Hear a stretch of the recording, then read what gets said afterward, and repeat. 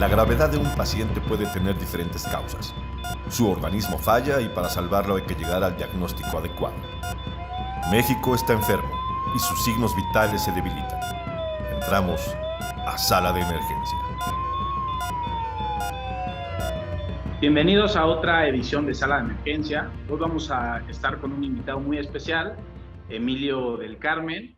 Él es politólogo por la Universidad Autónoma de la Ciudad de México, maestro en sociología y candidato a doctor en sociología por la Flaxo México, además de que es un gran especialista en temas relacionados con la libertad de expresión y, como él mismo lo dice, un ferviente seguidor de uno de los peores equipos de México, ¿no? De la América. Pero bueno, ¿cómo estás, Emilio? Hoy vamos a hablar un poquito contigo sobre un tema que creo que está en boga, siempre lo ha estado, pero ha cobrado especial relevancia en los últimos años, sobre todo en esta administración, que es el tema de la libertad de expresión en México. ¿Cómo estás, Emilio? Hola, Bayuba, muchas gracias por la invitación. Sí, vamos a hablar un poco acerca de la libertad de expresión en México y cómo ha deambulado, ¿no? A través de este tiempo en el país hasta donde hemos llegado, ¿no? Y que es la famosa cuarta transformación. A ver, pero empecemos por ese camino. ¿Qué es la libertad de expresión? O sea, ¿cómo podemos los ciudadanos convencionales en un país como México entender la libertad de expresión? ¿En qué consiste? ¿Cómo se come? ¿Cómo se mide? Mira, hay como ciertos elementos básicos definitorios que realmente no es algo que nos hayamos creado, sino esto viene incluso desde la primera revolución liberal, que es la Revolución Francesa, con la Declaración de los Derechos del Hombre. Y remarco en el tema de los derechos del hombre, porque bueno, sabemos muy bien que en 1791 Olympia de Gouges plantea los derechos de la mujer, y ahí también en esta discusión se está hablando de qué tan inclusivas o no eran estas libertades, estos derechos civiles, ¿no? Entonces, sabiendo que viene de un pasado histórico de corte europeo, muy cercano al liberalismo político, bueno, entonces se ha, digamos que ha venido implementando a través del tiempo, ¿no? En los países, con primero la doctrina de las garantías individuales, luego de los derechos humanos, que es acerca de, lo entienden así, es un derecho complejo que contiene dos dimensiones, que es es la libertad de emitir información y también el derecho de recibirla, ¿no? Que es el derecho a la información. Entonces, hablamos de una libertad que es buscar, recibir y emitir informaciones a través de cualquier medio. Esencialmente así lo plantea la Constitución. No solamente es la parte del derecho de quien habla, ¿no? También es el derecho de quien escucha, que más adelante vamos a hablar de eso. Absolutamente, es justamente eso, ¿no? Es como un triángulo, ¿no? En el que buscamos, recibimos y emitimos información. Ahí estamos trabajando. Oye, pero a ver, ¿para qué muchas veces, ¿no? Cuando se habla de libertad de expresión, a nivel, digamos, estatal, etcétera, no se comprende muy bien cuál es la relevancia de que una persona pueda expresar y compartir información de manera libre, ¿no? Sin presiones de grupos de poder, incluido el Estado mismo, ¿no? Pero no solo el Estado, el crimen organizado, etcétera. Y tampoco se llega a entender bien el derecho de las personas de tener información. Tú y yo accedemos a información de la cotidianidad gracias a la libertad de expresión que ejercemos como escuchas, pero también que ejercen otros al hablar, ¿no? Entonces, digamos, ¿por qué deberíamos los ciudadanos interesarnos en que las personas puedan hablar y decir lo que quieren decir? Mira, tal vez para nuestras generaciones no es muy claro. No hemos vivido una dictadura militar en América Latina, no hemos vivido gobiernos fascistas o neofascistas que aparecieron en su momento en Europa, y a partir de ahí, ¿no? Desde ese caso concreto, nosotros nacimos, ¿no? Medianamente con este discurso, con esta narrativa, que también es de legitimación del orden político, que son las libertades civiles. Entonces, al momento de parecernos naturales, no hemos encontrado contrastado la relevancia que esto implica en el orden político.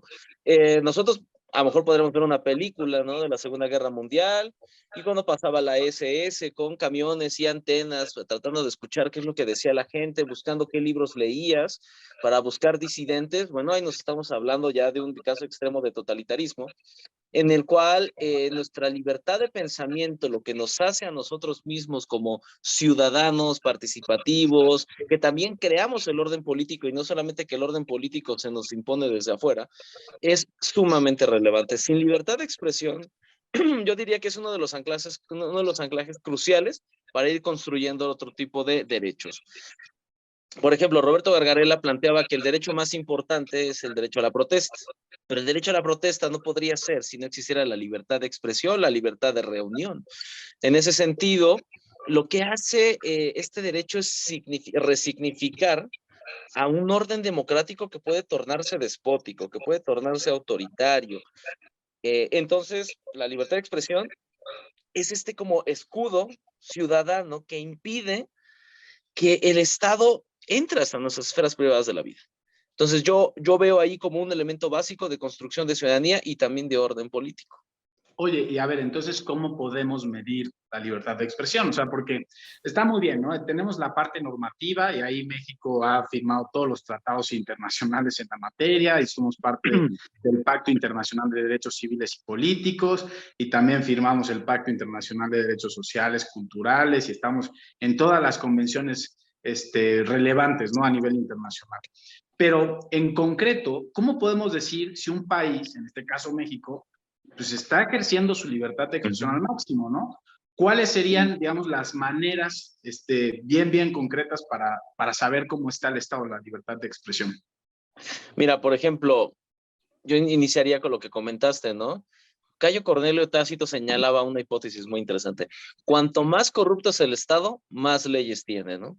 Entonces yo señalaría, está perfecto, ¿no? Pero cuando hablamos de corrupción y le metemos el ingrediente de impunidad, las leyes quedan como un elemento accesorio. A partir de ahí, ¿no? ¿Cómo podríamos ver el tema de libertad de expresión? Bueno, cuando yo emite algún tipo de comentario, opinión, y esta opinión no es como mutilada, acosada, presionada, es simplemente libre, es un esparcimiento de pensamiento. Desde una visión individual, podríamos decir que, bueno, este individuo es libre, no tiene ningún tipo de coerción o coacción externa que le impide emitir cualquier razonamiento, opinión o idea en el cual, digamos, se desenvuelva. Pero eso es en la esfera individual. Ahora, ¿cómo esto lo medimos en términos agregados, ¿no? ¿Cómo lo hablamos en materia de estados? Por ejemplo, índices muy famosos y multicitados, como el índice de libertades de Freedom House, pues habla acerca de eso, ¿no? Pone una serie de indicadores. Hay medios públicos, ¿no?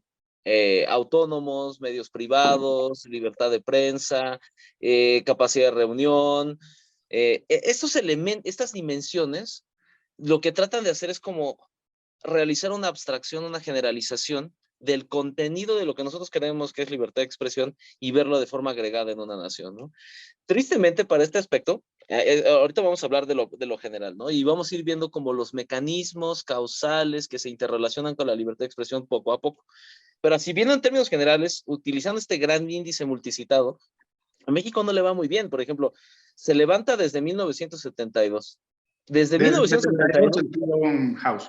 El Freedom House, ¿no? Okay. Entonces, desde entiendo, 1900... perdón que te interrumpa, Emilio. Entiendo, es justo el medidor de libertad con más indicadores en el mundo, ¿no? Son algo así como, tú corrígeme, algo así como 2,000 indicadores, o sea, es un trabajo robusto. Para quien nos está escuchando, que sepa que es un índice que mide un montón de factores, ¿no? O sea, que digamos, más o menos representa lo que está pasando en la realidad. Totalmente, ¿no? Es un índice muy citado, muy trabajado, y que digamos que yo la única crítica que tal vez le haría es que no nos permite ver las intensidades, las gradualidades, porque básicamente tiene tres, ¿no? Tres intervalos en el cual se dice que es un país libre, parcialmente libre o no libre. Entonces, los grises quedan como muy difuminados, ¿no? A pesar de ello, en México, desde que se levanta de 1972 hasta 1998, era considerado parcialmente libre. Parcialmente libre. O sea, estábamos en la mitad, digamos. Estábamos en la mitad. Danos una referencia, ¿cuáles serán los mejores países? O sea, para que entendamos en la escala con quiénes estábamos, digamos. Mira, por ejemplo, estábamos en grandes países así que tenían un buen índice de libertad, visto desde el índice de libertades civiles. Estaba Finlandia, los países nórdicos, algunos países de Europa, incluso donde hay una coincidencia, pueden decir que hay una correlación entre buena salud de la democracia con buena salud de las libertades civiles. Y en esos países, ¿no? Considerados, yo diría, entre comillas, de primer mundo, estos países registran los mejores índices. Y México, por su parte, está en estas zonas grises de América Latina, algunos países de África, ¿no? Incluso de Asia, donde tienen intermitencias democráticas, avances, retrocesos, democracias a nivel nacional, pero a nivel subnacional hay regresiones autoritarias. Pero aquí cuando nosotros, y esa es la parte preocupante, ¿no? Cuando nosotros pasamos en el 99 a un, digamos, un índice de libertad visto completa, ¿no? Desde esta gradualidad de 3, ¿no? Que ya somos completamente libres, digámoslo así. Es por el tema de la transición, es cuando el PRI pierde la mayoría en la Cámara de Diputados y empieza la transición electoral, institucional de la democracia política. Pero de repente entramos en 2010 y regresamos a parcialmente libre. ¿Qué pasó en ese tiempo? Claro. ¿Qué pasó en ese entonces, no? Del sueño democrático, de que las instituciones, que el INE nos iba a salvar, ¿no? De esta catástrofe que está sucediendo en el país, ¿no? De que ahora ya iban a estar reguladas las elecciones por un tercero, hay pluralismo político, o sea, estábamos en un ensueño democrático. Y que de repente ¿Y qué se cambió? cayó. ¿Qué cambió? ¿Qué cambió? Simplemente, digamos, no podemos atribuir digamos, esta regresión autoritaria, ¿no? Porque es lo que es, obviamente a las instituciones políticas creadas. Al contrario, esas instituciones políticas son importantes y son fundamentales para seguir manteniendo ciertos estándares mínimos de democracia, pero en ese aspecto señalan que no son suficientes. Para nada son suficientes. ¿Por qué? Porque aquí retomo una visión no liberal, ¿no? Por ejemplo, acerca de la democracia, que es esencialmente la que pensaba Lefort y Castoriadis. La democracia no solamente es una forma de gobierno, sino ante todo es una forma de sociedad. A diferencia de lo que llegan a pensar muchos politólogos, si la democracia no logra cumplir el sueño, no solamente de incluirme en el orden político, sino también generar condiciones de vida idóneas, ¿no? Un índice de desarrollo humano aceptable, estructura de oportunidades para desarrollar yo mis causales y aspiraciones de vida que yo desee, esa democracia empieza a ser un poco desangelada. Y ahí lo comparamos con otro, ¿no? Índice que es el Latinobarómetro, donde ya la gente empieza a tener un proceso de decepción acerca de la democracia, que yo vería dos elementos, ¿no? Uno es el generacional, que no hemos vivido una dictadura militar, no sabemos lo que es no tener libertad de salir y poner en Twitter apesta el gobierno, y de repente que lleguen a tu casa, ¿no? Policías, ya sabemos que tú fuiste, te desaparezcan, prisioneros políticos, maten a tu familia. Como no hemos vivido eso, no hemos apreciado en su dimensión completa las libertades civiles, ¿no? Oye, Emilio, Entonces, pero sin embargo, tenemos unos indicadores de terror, casi de dictadura, o sea, sin exagerar. Es decir, cuando vemos, por ejemplo, el tema de que los comunicadores, los periodistas y los ciudadanos en general, los miembros de la sociedad, podamos expresarnos sin mayor temor a una represalia, sin presiones, no parece, no parece alinearse a la cantidad, por ejemplo, de agresiones contra periodistas o a la cantidad de homicidios por razón de trabajo a periodistas. Es decir, de acuerdo, una parte nos dice, no hemos vivido una dictadura, pero otra parte nos está diciendo, algo está sucediendo ahí que no es tan fácil hablar en pleno 2022 sobre cualquier cuestión, ¿no? O ¿por qué no nos explicas ahí cómo mediríamos entonces la libertad de expresión? Ya nos dijiste lo del Freedom House, ¿no? Pero ¿qué otros indicadores concretos podríamos ir a ver? En México, el Freedom House nos califica así porque hay tantos periodistas asesinados o tantas agresiones.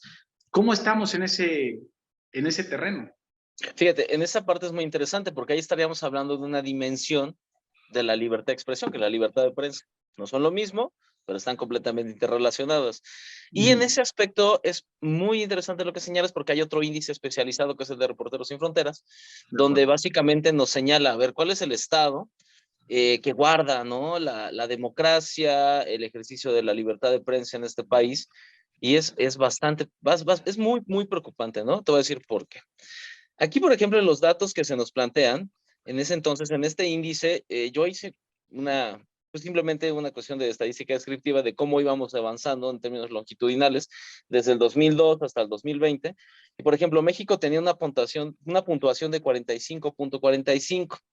La media mundial era de 34.72 y ahí vienen las clasificaciones y ahí es donde ya estamos muy preocupantes, ¿no? Nuestra clasificación nos ubica en una situación de muy difícil. Muy Ok. difícil. Hay todavía una calificación peor, que es la de muy grave, ¿no? Pero esta calificación de muy grave estamos hablando de países como Corea del Norte, el Congo, y ahí es donde ya empieza a ser preocupante, porque digo, a ver, no es contraintuitivo, ¿no? Si uno es si esta es una democracia, pues intuitivamente diría que tenemos mejores índices de libertad de prensa, pero no es así. Estamos muy cercano a países, y en este momento te lo comento, porque si uno choca y pone a jugar la libertad de prensa con el nivel de democracia, si bien México no es todavía un estado atípico, sí se está muy acercando, sí se acerca muchísimo a, por ejemplo, estados como Turquía, Corea, China, y en América Latina hay 3 países que tienen un problema muy importante, ¿no?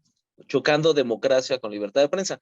Uno de ellos es Cuba, con mucho menor, obviamente mucho menor nivel de democracia que México, en manera institucional, pero Claro. tiene una gran violación en materia de libertad de prensa, ¿no? Y México es muy cercano a países como Colombia o Brasil, que también reportan índices muy malos, ¿no? Pero digamos, más allá del índice, ya que ponerle la cara humana, que esa es la parte importante, eh, ¿qué nos dice un índice de libertad de prensa? Bueno, pues un índice de libertad de prensa claramente nos va a referir a indicadores como que los medios sean libres, autónomos, tengan independencia, ¿no? De poderes fácticos, ¿no? De corporaciones, del propio Estado, que también los periodistas tengan un buen salario. Esa parte no está muy bien documentado, apenas se empieza a trabajar en el país, pero en realidad la profesión de periodista en México está muy pauperizada. Hay periodistas que incluso no tienen seguridad social, que no Claro. tienen prestaciones de ley. Que son Entonces, estamos... taxistas en su tiempo libre, ¿no? O Ujú. periodistas en su tiempo libre y taxistas o comerciantes en su regularidad, ¿no? Exactamente, absolutamente, ¿eh? Así es como se ejerce el periodismo. Incluso yo diría que es más por el amor al arte, por el amor a la profesión, incluso por las convicciones. Por eso en México surge esta idea del mecanismo para la protección de personas defensoras de derechos humanos y activistas. O sea, se engloban porque muy pocos periodistas son aquellos connotados, ¿no? Ciro Gómez Leiva, Carmen Aristegui, etc., ¿no? Todos esos periodistas que salen ahí en medios internacionales, nacionales, que tienen un buen salario, tienen un buen nivel de reflector, pero la gran mayoría del periodismo en México se realiza desde la precarización laboral, y eso es un tema de violencia sistémica que se ha ejercido tanto desde el Estado como desde las empresas y medios que se realizan, ¿no? El periodismo. Y ahí te va a decir unos indicadores que vienen a la cara humana, ¿no? A ver. Por ejemplo, la Fiscalía, ¿no? Desde que empieza a levantar estos indicadores, que es desde el 2010 la Fiscalía Especializada para la Atención de Delitos contra la Libertad de Expresión, la FEADLE, digamos, esta Fiscalía señala que desde el 2010 hasta el 2021 han existido 1,469 agresiones en el país. Uno dirá, bueno, son pocas, ¿no? Bueno, vamos a ver si son pocas, porque digamos, cuando uno georreferencia estas agresiones a periodistas, ve que hay una coincidencia con la presencia del crimen organizado a nivel local, ¿no? O sea, Entonces, las agresiones se dan más en los lugares donde sabemos que hay cárteles de la droga, grupos criminales de extorsión que piden derecho de piso. A eso es a lo que te refieres. exactamente, hay dos actores principales y ahí viene la contradicción, y por eso ya empieza a dar como más sentido por qué en materia, si somos una democracia, por qué tenemos tan bajos niveles de libertad de expresión y sobre todo muy malos niveles de libertad de prensa. Sucede por algo. Primero, los dos actores fundamentales para reprimir y atacar a la prensa son el crimen organizado, como tú bien señalas, la gobernanza criminal, eso existe, pero el actor que más ejerce violencia sobre los periodistas es el propio Estado. Y esa es la parte como catastrófica del asunto. Es decir, los servidores públicos que tendrían que estar encargados de velar por el interés de la nación, el interés de sus sociedades, son aquellos que utilizan los medios del Estado para acosar, intimidar, incluso, ya hay que decirlo así, asesinar periodistas.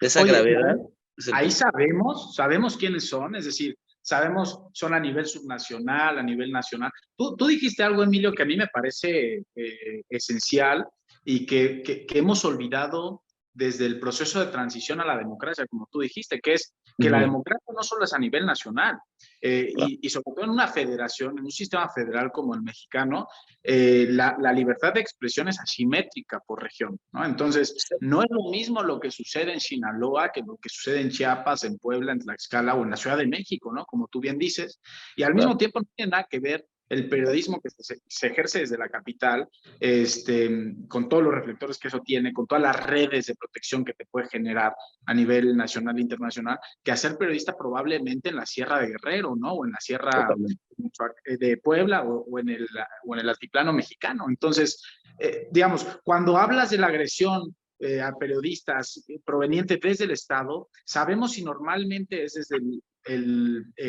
los niveles subnacionales del Estado o desde dónde está viniendo. Esta parte es como muy de detalle, ¿no? Incluso ver las historias. Y ahí me iría otro indicador antes de dar esta respuesta, ¿no? Hablamos de las agresiones, que es una agresión, para dar respuesta a tu pregunta. Son acoso, intimidación, violencia, incluso desplazamiento forzado interno. Hay muchas formas de agresión. Pero hay otra, que es la más letal, que es el asesinato a periodistas. Y digamos... Hay que decirlo. Exactamente. Porque muchas veces decimos, tantos periodistas asesinados, ¿no? Si no me equivoco, artículo 19 lleva registrado 37 asesinatos contra periodistas por razones de su trabajo, ¿no? Durante el sexenio de López Obrador. Pero eso quiere decir que es el indicador más extremo. Es decir, es cuando ya le quitan la vida a alguien. Antes hay una serie de agresiones que también se registran, ¿no? Claro. Fíjate, ahí lo que dices, me gustó la manera en cómo lo señalaste, dijiste, asesinato de periodistas por razones de su profesión, así como existe el feminicidio, ¿no? Que se plantea de que hay un asesinato a la mujer por razones de género, aquí es por razones en el ejercicio del ejercicio de su profesión periodística. Incluso hay gente y hay literatura que la ha llamado, dice, hay que decirle periodicidio, ¿no? Porque sí es por lo que yo realizo, por lo que yo investigo, eso es lo que me hace objeto de asesinato. Y te voy a poner un caso emblemático que ha sido muy documentado y que hay que hablarlo, ¿no? Y hay que decirlo porque pero es ejemplificativo de este asunto, ¿no? Uno es el caso de Miroslava Brecht. Miroslava Brecht, ¿no? Corresponsal acerca de la jornada, había recibido amenazas desde hace mucho tiempo por parte del crimen organizado, pero es cuando empieza a hablar acerca de dos casos particulares y son dos notas, ¿no? Y esto lo señala el colectivo Miroslava, en el cual se hace esta reseña de su trabajo, de qué es lo que hacía y qué elementos de su trabajo periodístico hicieron de que ella fuera víctima de este asesinato, ¿no?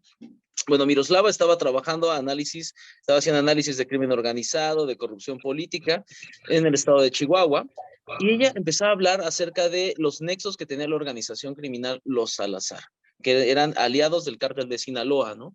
Digamos, cuando ella empieza a hablar de los nexos de este cártel con el Estado es cuando empieza a recibir las amenazas y empiezan a incrementarse mucho más.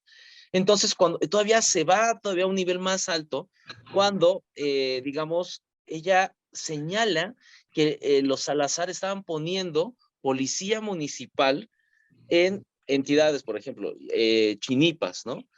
Donde el alcalde era Hugo Arnett Schultz, ¿no? Él era uno de los alcaldes que él estaba en ese entonces, y Miroslava empieza a documentar de que ella, ¿no? Tenía evidencia de que los Salazar estaban poniendo jefes de seguridad, policía municipal, en el estado de Chihuahua. Posteriormente de estas notas, bueno, pues ella es asesinada, es decir, la forma más, y desafortunadamente hay que decirlo, ¿no? La forma más económica, más sencilla, en México, por la impunidad que existe, de que haya un periodista es asesinándolo. Al momento de que yo lo asesino, no voy a volver a tener notas de ese estilo, nadie me va a estar molestando, nadie va a estar indagando mis, digamos, acciones criminales, mi vínculo yo como Estado con el crimen organizado, y ahí se queda, ¿no? Y el problema no es solamente eso, es que las instituciones políticas, ¿no? Como las fiscalías están completamente de adorno, porque realmente no investigan y como no investigan, pues no hay un proceso de impartición de justicia, no hay reparación del daño, no hay garantía de no repetición. Entonces, se sigue entretejiendo este ambiente de impunidad en el país, donde de repente ya ser periodista y decir lo que yo digo, pues hay que pensarla mucho. Ya es cuando ya viene el tema de la libertad, esta idea muy normativa de la Revolución Francesa y que acoplamos a la Declaración Universal de los Derechos Humanos, todo muy lindo, pues ya como que la libertad de emitir informaciones, pues ya no nos suelta libre, porque me juego la vida y se juega la vida de mi familia, ¿no?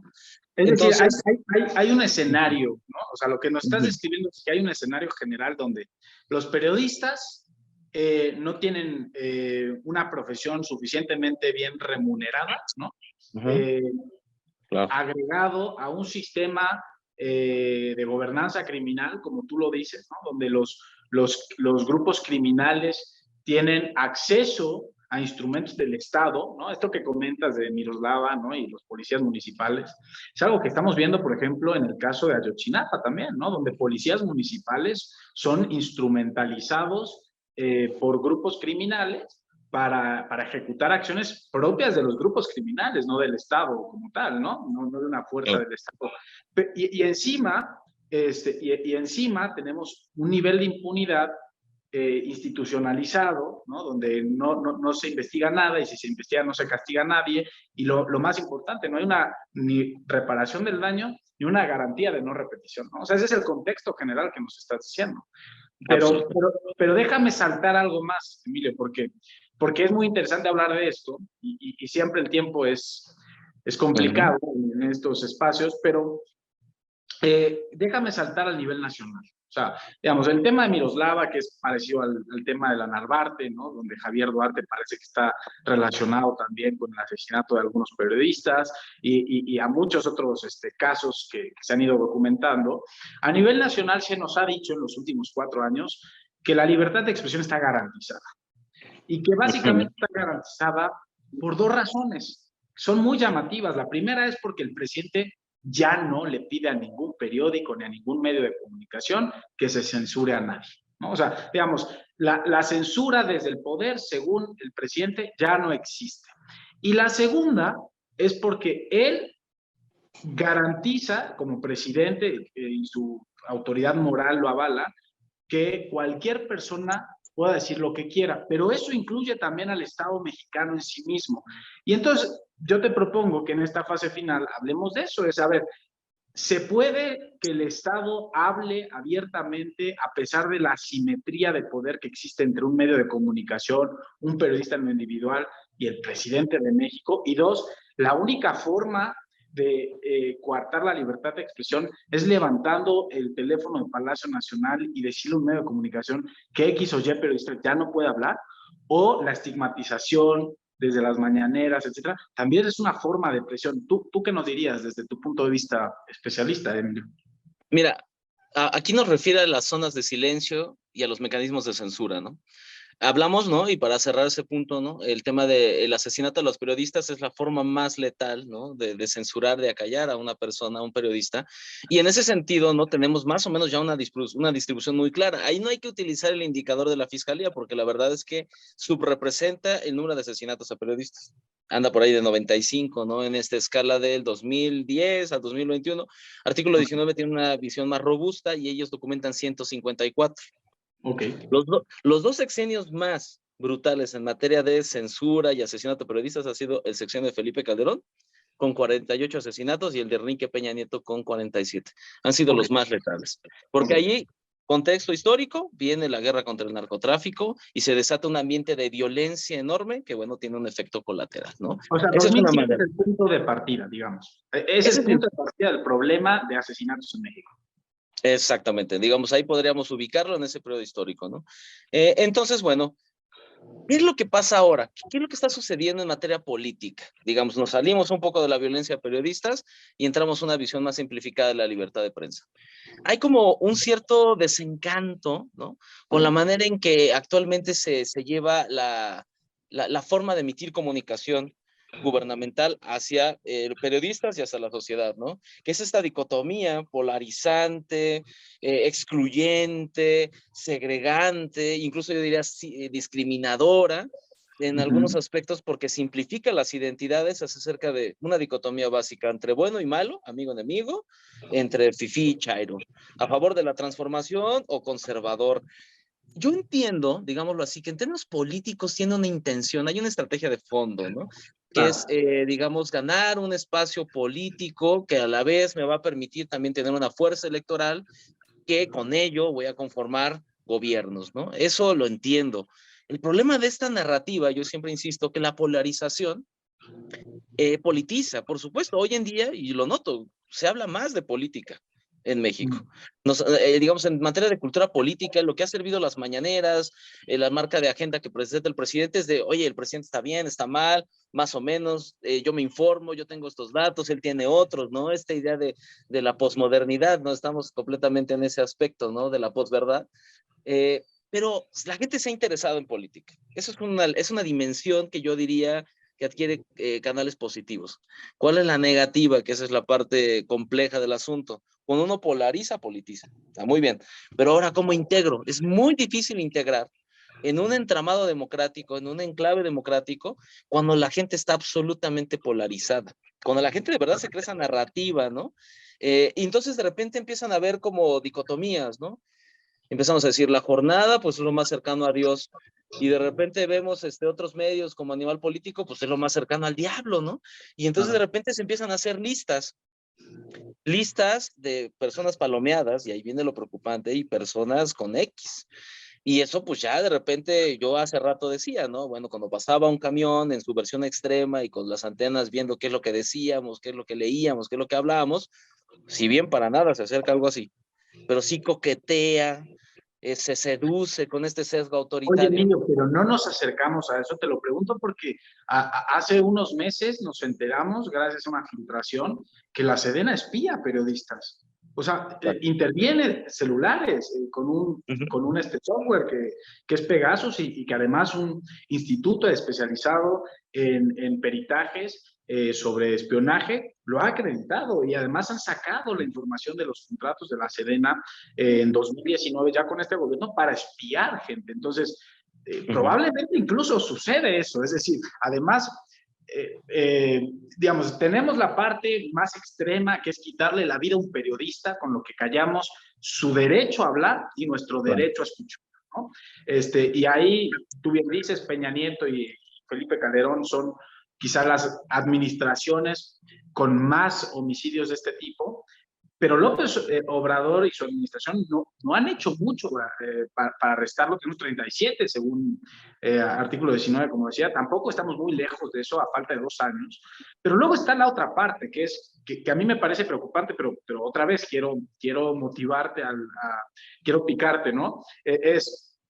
Por un lado en la escena pública el presidente de México, que es el representante del Estado mexicano, señala quiénes son parte del Estado, quiénes están legitimados para ser protegidos por el Estado y quiénes no.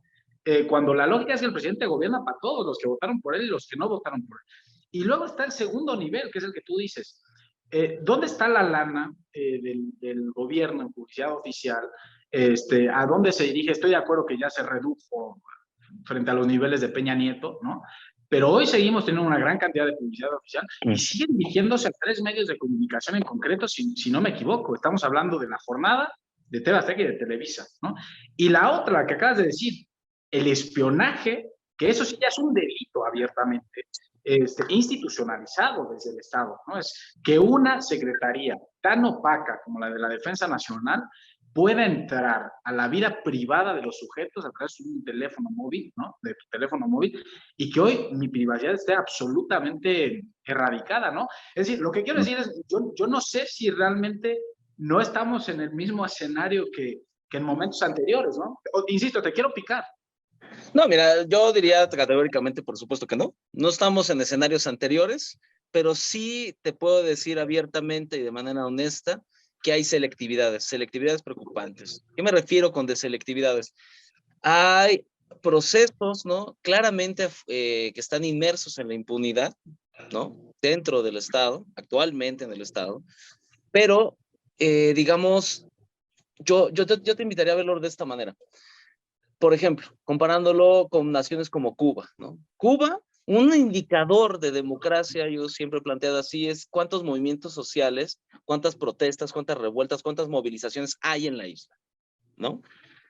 No existen, porque quien se moviliza o termina preso político o termina desaparecido, ¿no? De ese nivel es lo que estamos hablando. Hoy en México podríamos decir, ¿no? Yo recuerdo la toma de protesta del presidente Enrique Peña Nieto. Un estudiante fue baleado, ¿no?, con una bala de goma y perdió el ojo, ¿no? El grado de represión a los movimientos sociales era mucho más alto. El grado de letalidad era mucho más fuerte, pero eso tampoco nos hace colocarnos en la panacea, ¿no? Porque, a ver, no voy a eludir el tema, ¿no? El gobierno espía.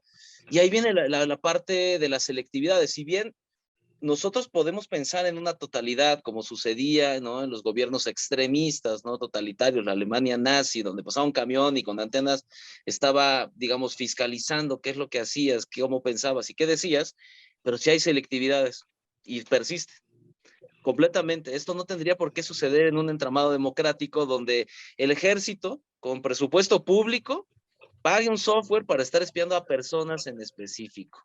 Personas que claramente son incómodas al programa del Estado. Eso no tendría por qué suceder en ninguna nación que se diga democrática. Punto.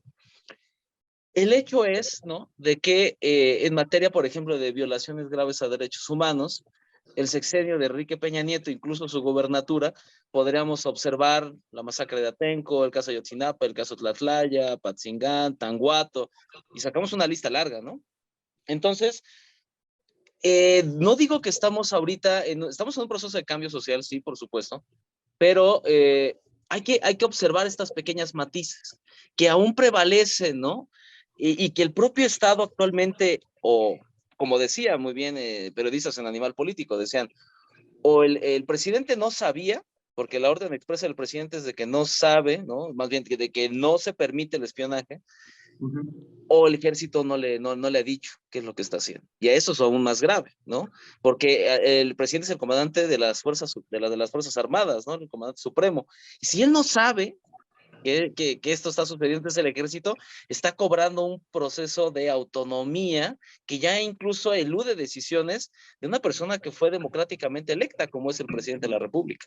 Y ahí se tendría que investigar y auditar y ver, ¿no?, de dónde está saliendo ese presupuesto, qué documentación tiene, quiénes son los que firmaron, cuáles son los servidores públicos que están fiscalizando, indagando periodistas, porque esa es una forma claramente de violación a la libertad de prensa y a la libertad de expresión. O sea, es una selectividad que incomoda, ¿no? No, Entonces, de acuerdo. mira, esa es una dimensión, ¿no? Ahora, en el tema de las mañaneras, ¿no?, que yo diría algo así, ¿cómo se pueden pervertir algunos instrumentos interesantes?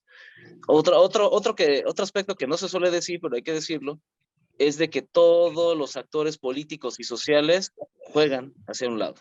Todos tenemos sesgos ideológicos, todos tenemos algún tipo de orientación hacia dónde nos puede llevar, incluso hasta intereses, ¿no? Esta nación más económica, ¿no?, de ver cómo se da el juego político, que es quién es quién en las mentiras, ¿no? Si bien sabemos que hay periodistas que siempre ha sucedido así, que tienen un fuerte nexo, ¿no?, con los vínculos gubernamentales y del Estado, y que López Obrador lo que quiso hacer con esto es como una forma de contrastar, ¿no?, digamos, de eludir, de decir, hay cierto trabajo, ¿no?, de investigación que está políticamente dirigido. Entonces yo voy a dar un mecanismo de respuesta, pero ahí viene lo que se ha convertido. ¿Quién es quién en las mentiras? Es una absoluta, es un espacio absolutamente deshonroso y de vergüenza, porque se consideran ellos el púlpito moral de que yo digo lo que es, ¿no? Claro. Un medio publica A, yo digo es B, y es B, punto, ¿no? El medio miente. Este espacio, si nosotros, por ejemplo, invitáramos a los periodistas, ¿no? Si yo como Estado estoy en contra o no comparto ciertas informaciones que se publicaron en un medio, pues invito, ¿no?, a ese periodista, invito a ese medio y también le doy la misma tribuna en un esfuerzo de derecho de réplica, de decir, yo Estado te voy a decir por qué estás equivocado y voy a sustentar con qué evidencia. Y el periodista en ese mismo momento, en ese mismo púlpito va a poder decir, yo documenté así y de esta manera mi reportaje. Entonces es una manera incluso muy liberal y republicana y muy democrática de entender este nexo entre libertad de prensa, periodismo, relación entre Estado y sociedad, pero se ha pervertido porque como no se les da la posibilidad del derecho de réplica a los medios que son aludidos, las personas que son aludidas, pues parece simplemente consignas de señalar, estigmatizar, ¿no?, y mostrar con el dedo, tú no te portaste bien y por lo mismo saliste en la mañanera, ¿no? Estos son, la verdad, son aspectos preocupantes, ¿no? A mí me preocupa un poco porque podemos echar por la borda los poquitos avances que hemos tenido en construcción democrática de derechos civiles, ¿no? Y elecciones. Entonces... Y que además podría, Emilio, podría significar o representar, constituir una censura indirecta, ¿no? Que la Comisión Interamericana de Derechos Humanos lo ha reconocido como tal. O sea, el tema, por ejemplo, de restringir la publicidad oficial a algunos medios críticos, es una forma de censura indirecta también, ¿no? Mientras que a los medios pro gobierno, no solo ahora, no estoy hablando solamente de la administración actual, es algo que ha sucedido en toda la era, como tú dices, de la transición, pues también puede constituir un tipo de censura, ¿no? Por supuesto. Yo no termino de estar seguro si el Estado tiene la responsabilidad de decir quiénes son los buenos periodistas y los malos. Yo creo que la sociedad debe evaluar eso, ¿no? Y debe tener información suficiente y el Estado debe garantizar que cualquiera pueda hablar. Y los periodistas tienen que cumplir con un estándar ético y profesional elevado que pasa por todo lo que tú acabas de decir, tener protección, tener un buen salario, tener una profesionalización lo suficientemente elevada, ¿no? Etcétera. Pero Emilio, mira, me da pena, ya se acabó el tiempo. Nos hubiéramos podido seguir acá 3 horas platicando sobre la libertad de expresión en México. Y yo te propongo que cerremos nada más con una reflexión sobre qué podemos hacer. Es decir, si la libertad de expresión, no desde ahora, desde la época de la transición, como tú dices, si bien mejoró al principio, luego tuvo una caída durísima, ¿no? Y vemos la cantidad de homicidios contra periodistas y las agresiones que reportan organizaciones de la sociedad civil. Si no me equivoco, en su último reporte, artículo 19, incluso reporta que el primer semestre de 2022 fueron más de 300 agresiones, ¿no? Contra periodistas de algún tipo. Y seguimos viendo estos mecanismos de control gubernamental. No hay una ley en México que regule estrictamente la publicidad oficial, ¿no? Y era una promesa de este gobierno y de todos en realidad. Pero en ese entorno donde, digamos, los ciudadanos necesitamos información para tomar decisiones y los periodistas tienen el derecho también de expresar sus opiniones y de vertir información, ¿qué podemos hacer los ciudadanos, el Estado, etcétera, ¿no? Fíjate, yo propondría 3 esferas, ¿no? Ya tenemos un panorama claro que hay intermitencias de la libertad de expresión, que la libertad de expresión está bajo asedio, hay momentos donde tiene gran intensidad y gran volumen, pero hay momentos en donde decrece, ¿no? Hay factores externos, el Estado, el crimen organizado, que la han, digamos, denostado. Yo propondría 3 esferas muy importantes, ¿no? La primera es la esfera política e institucional, ¿no? Tenemos que fortalecer la democracia, ¿no? Tenemos que construir paz, y cada palabra que voy a decir tiene un montón de debate detrás, ¿no? Pero voy a tratar de decirlo así de manera simplificada. Entonces, esfera política e institucional, democracia, construcción de paz. Una segunda esfera que es la esfera de justicia, que es una de las grandes reformas pendientes en este país, ¿no? Que es construir una política nacional antiimpunidad. Eso es fundamental. Fortalecer el Estado democrático de derecho. Están interrelacionadas completamente. Y finalmente, porque no quiero dejar esto para la política de los notables, para que solamente algunas organizaciones se sientan a vanguardia del cambio social y que ellas nos llevan hacia esa ruta, tiene que tener una sustentación de base, que es la esfera civil. Presencia de organizaciones de la sociedad civil, no solamente de unas cuantas, sino también de aquellas organizaciones campesinas, agrarias, obreras, indígenas que se encuentran en el Movimiento Nacional Indígena, que estén también en esta construcción del Estado. Y la última, ¿no? Que existan repertorios de acción colectiva. Una vez más, repertorios de acción colectiva no para un cuadro de notables, sino amplificada con un amplio estrato social. Me parece que en esta interrelación entre la esfera política, entre la esfera de justicia y la esfera civil, podemos, ¿no? Impulsar no solamente un mejor desarrollo de la libertad de prensa, ¿no? y la libertad de expresión, un mejor entorno democrático y mejor aún, una mejor forma de sociedad. Creo que con estas 3 esferas podríamos empezar a generar algunas ideas y políticas públicas concretas, pasarlo de lo abstracto a lo específico, para mejorar la situación en la cual se desenvuelve nuestro país. Oye, Emilio, pues yo quiero agradecerte mucho que nos hayas ayudado a sacar un diagnóstico, ¿no? Sobre el paciente que es México, ¿no? En cuestión de libertad de expresión. Nos ayudaste mucho a ir recorriendo aspectos fundamentales, así que te lo aprecio mucho. Y yo invito a todos nuestros seguidores que estén pendientes de las salas de emergencia, porque vamos a seguir teniendo mucha información y muchos debates de esta naturaleza. Muchísimas gracias por seguirnos. Muchas gracias. Saludos.